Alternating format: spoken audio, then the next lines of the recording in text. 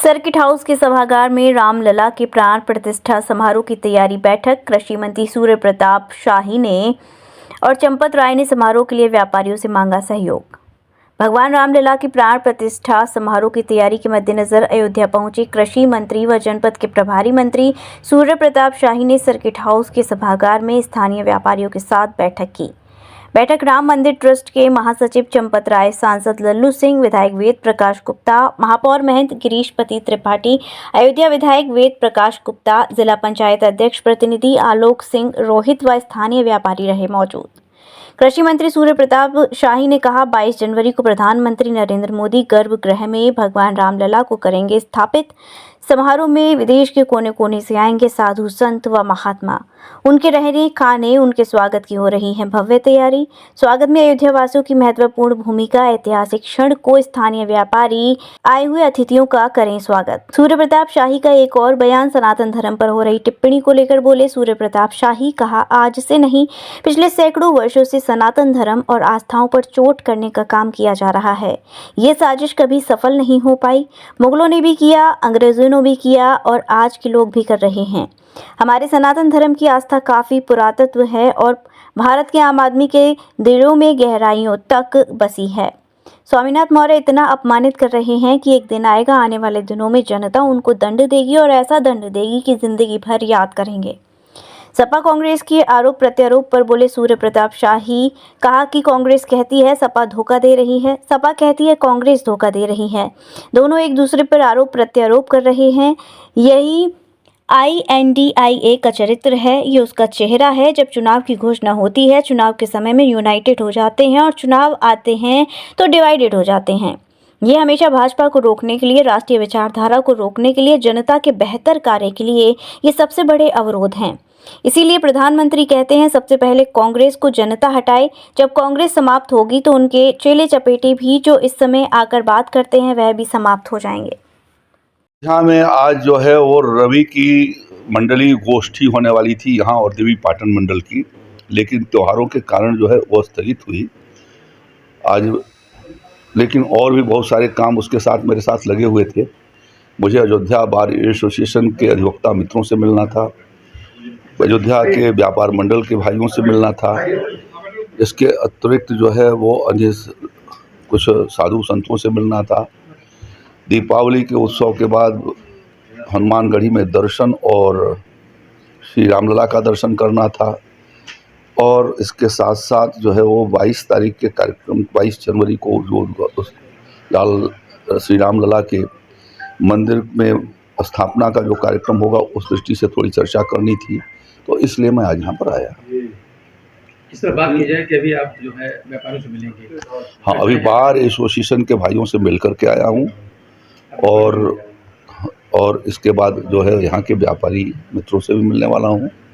ये सब यहाँ के समाज के हिस्से हैं और अयोध्या में एक ऐतिहासिक अवसर आया है जो अभूतपूर्व ये अवसर है, जिसमें यहाँ के नगरवासी काफ़ी हर्षित भी हैं और उल्लास के साथ वो 22 जनवरी को रामलला के स्थापना मूर्ति के स्थापना समारोह का वो देशवासियों का भव्यता के साथ उनका स्वागत भी करें, उसके लिए वातावरण बनाए। ये उनके साथ मिलने का एक यह भी उसके पीछे भाव भी है।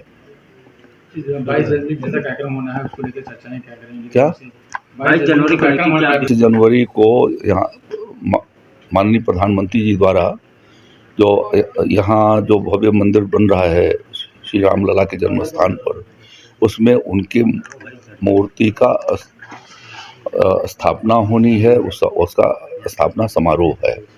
तो उस समारोह के भीतर जो है वो देश के कोने कोने से साधु संत आने वाले हैं, महात्मा आने वाले हैं। तो सबका रहने का, ठहरने का, उनके स्वागत की तैयारियां जोरों पर चल रही हैं।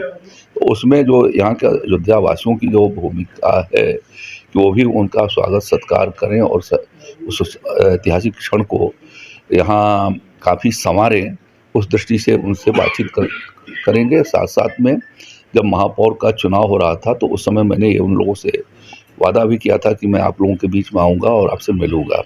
आज अधिवक्ताओं से मिला, कुछ उनकी कठिनाइयाँ थीं, उसमें से कुछ का समाधान निकालने की व्यवस्था इस बीच में ही कर दी गई थी। उनके लिए मल्टी स्टोरी पार्किंग की व्यवस्था की जा रही है। उस समय उन लोगों ने चर्चा किया था कि सड़कों पर ये जो खड़ा हो जाता है और प्रशासन के लोग हमें दुखी करते रहते हैं, तो वो बन करके तैयार है और जल्दी ही महीने के भीतर उसके वो पार्किंग की व्यवस्था भी शुरू कर दी जाएगी। इसी तरीके से कुछ अन्य छोटी मोटी समस्याएं हैं उनकी, तो उसका भी निराकरण निकाल दिया जाएगा। स्वामी प्रसाद मौर्य का लगातार बयान आता है, टिप्पणी किया हुआ है, ऐसे में देखिए, कुछ लोग जो है आज से नहीं, पिछले कई सैकड़ों वर्षों में सनातन धर्म और आस्थाओं पर चोट करने की कोशिश करते हैं। यह साजिश कभी सफल नहीं हो पाई। मुगलों ने भी किया, अंग्रेजों ने भी किया और कुछ आज यहाँ के स्थानीय लोग भी इस प्रकार के प्रयास करते हैं। तो ये हमारा आस्था सनातन धर्म जो है वो अत्यंत पुरातन है और भारत के आम आदमी के दिलों में गहराइयों तक बसा हुआ है। स्वामीनाथ प्रसाद मौर्य के इतना अपमानित कर रहे हैं, एक दिन आएगा, अभी तो 22 में जनता ने उनको दंड दिया, आने वाले दिनों में जो है और भी उनको दंड देगी और ऐसा दंड देगी कि वो ज़िंदगी भर याद करेंगे। कांग्रेस के बड़े नेता कहते हैं कि समाजवादी पार्टी को वोट देना बेकार है, और समाजवादी पार्टी के लोग कहते हैं कि कांग्रेस धोखेबाज है। तो दोनों एक दूसरे को ऊपर आरोप प्रत्यारोप कर रहे हैं। यही INDIA उसका यह चरित्र है और उसका ये उसका चेहरा है कि वो जब चुनाव आता है तो चुनाव के समय में यूनाइटेड की बात शुरू करते हैं और चुनाव आते आते और जीतने के बाद तुरंत डिवाइडेड हो जाते हैं।